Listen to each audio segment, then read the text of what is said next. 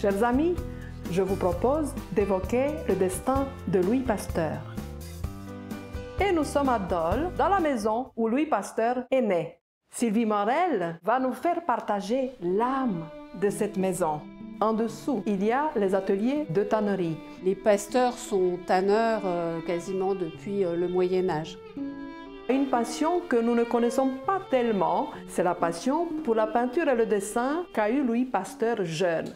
Louis Pasteur a un bon exemple, c'est son père Jean-Joseph qui, après sa rude journée de tanneur, trouve encore l'énergie pour dessiner et pour peindre.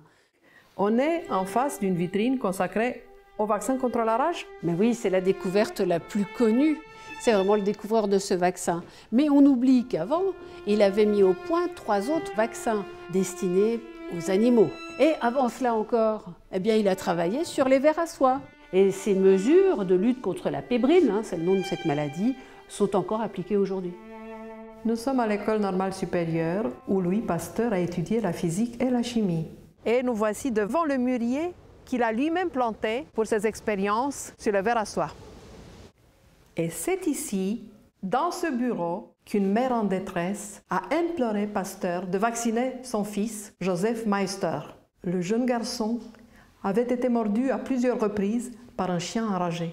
Eh bien, grâce à ce dispositif, qui est un dispositif utilisé typiquement en chimie, Louis Pasteur desséchait des moelles de lapin porteurs du virus de la rage avec des cristaux de potasse, et à travers ces moelles de lapin desséchées, il pouvait produire des virus atténués qui ont permis de mettre au point la vaccination.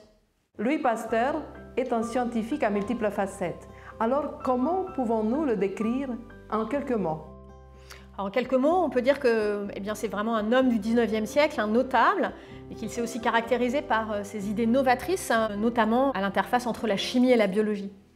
Cette vitrine m'intrigue. Une grappe qui est libre et puis une autre qui est enveloppée de coton. C'est grâce à cette expérience menée en 1878 qu'il va montrer définitivement que la génération spontanée n'existe pas. Louis Pasteur a marqué à tout jamais l'histoire de la médecine.